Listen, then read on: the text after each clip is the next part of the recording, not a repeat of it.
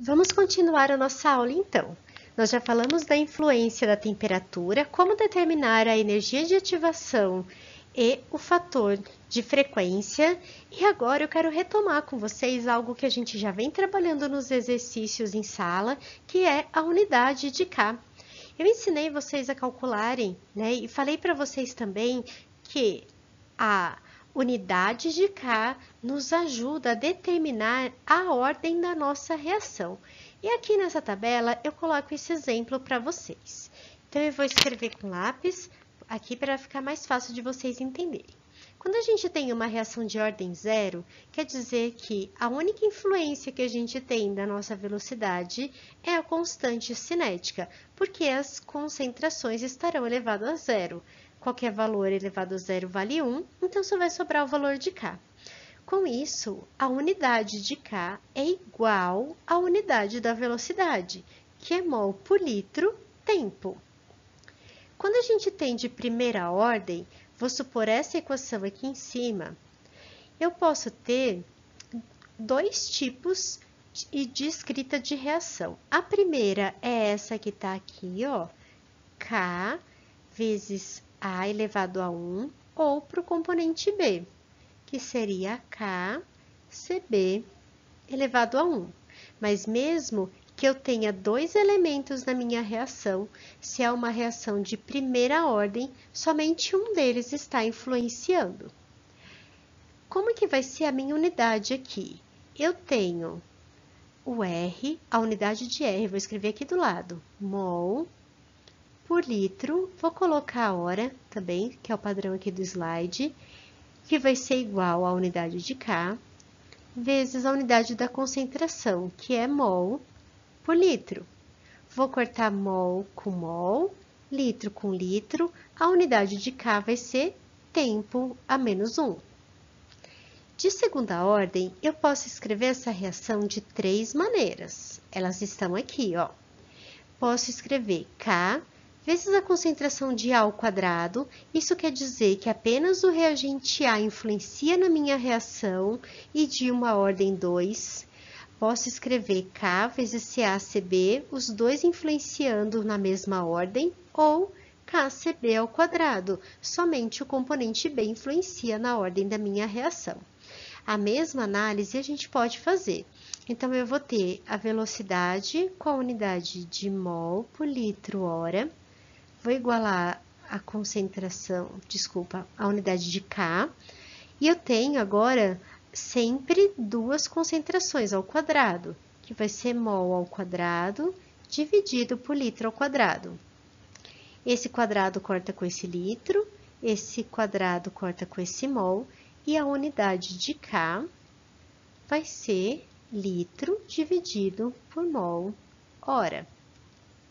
E a mesma coisa para a ordem 3, para a ordem 4, para a ordem 5, tá bom? Então, de acordo com a unidade que a gente tem aqui do nosso K, a gente consegue identificar qual a ordem da nossa reação. Por que que eu estou fazendo isso? Porque lá em reatores, vocês vão ter o valor de K com a unidade, e com isso vocês já vão precisar identificar qual é a cinética disso.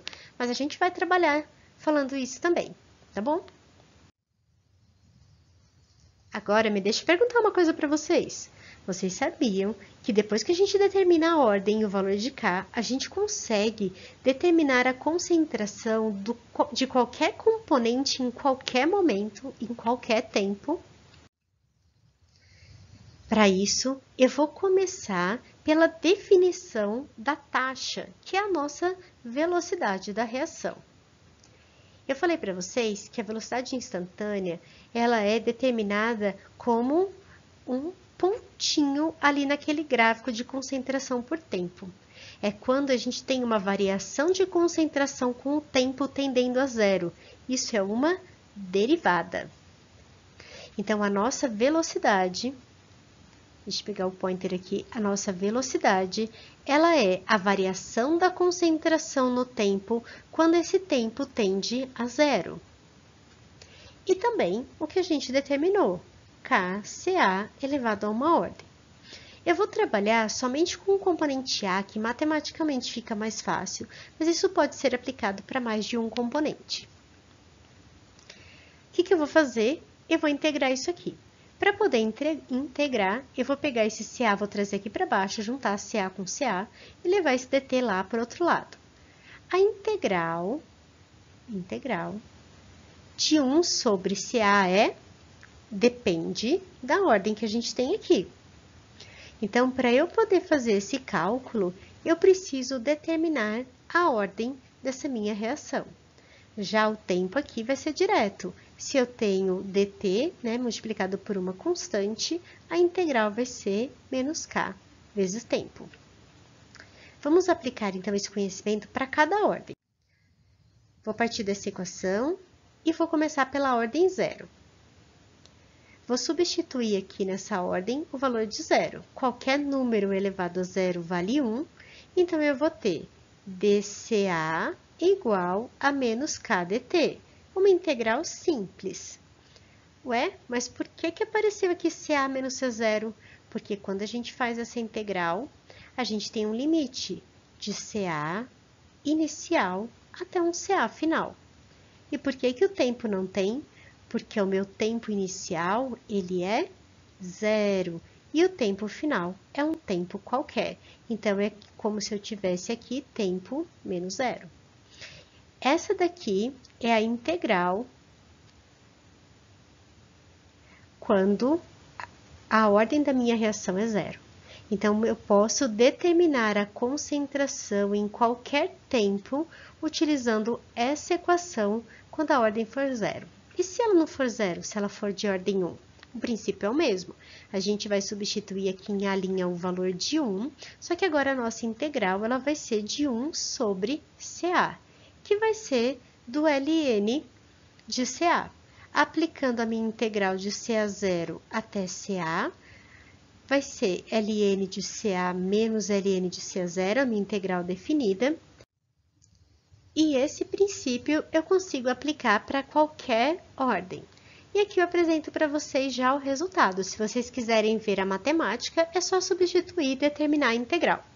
A ordem 1 aqui, ó, a primeira ordem, ao invés de escrever em função de ln o CA, eu passei o ln para o outro lado e escrevi em Euler.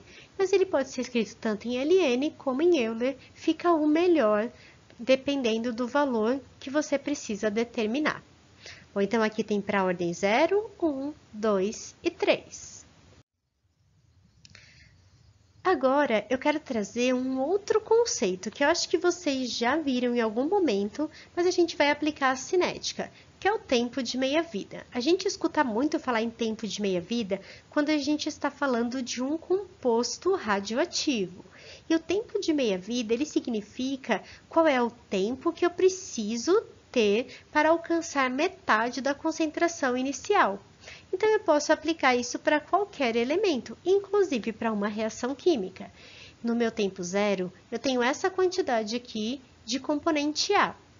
Qual que é o tempo que eu demoro para que eu tenha metade dessa concentração? Então, aqui é o meu tempo de meia-vida. Depois, qual é o tempo que eu demoro para que esse daqui atinja metade da sua concentração? E o tempo que esse daqui vai atingir metade da sua concentração. Para cada momento, eu tenho um tempo de meia-vida diferente. Por que diferente? Porque conforme passa o tempo, a minha velocidade diminui. Lembra que a gente ia traçando tangentes aqui? Ah, não ficou muito bonita, mas dá para ver, né? Olha a inclinação, como ela vai ficando diferente. Eu tenho velocidades instantâneas diferentes. E aqui, ó, a concentração precisa ser menor, precisa ser metade da concentração inicial. E se eu aplicar o conceito de tempo de meia-vida naquelas equações que a gente determinou da concentração, eu consigo, a partir da concentração inicial, determinar o tempo de meia-vida de cada composto. Então, aqui, ó, em vez de CA, eu vou escrever CA0 sobre 2. E esse meu tempo aqui vai ser o meu tempo de meia-vida. Vou passar esse meu CA0 para cá, então vai ficar CA0 sobre 2 menos CA0 igual a menos KT. CA0 sobre 2 menos CA0 é menos CA0 sobre 2 igual a menos KT. Menos com menos eu vou cortar. O que eu quero é o tempo de meia-vida, então, meu tempo de meia-vida vai ser CA0 dividido por 2K. O mesmo princípio eu vou fazer para uma reação de primeira, de segunda e terceira ordem. E eu tenho o tempo de meia-vida para cada tipo de ordem de reação. Vamos para os exercícios, então? Mas não esse aqui. Aqueles que a gente vai fazer lá na nossa aula. Aguardo vocês e até mais!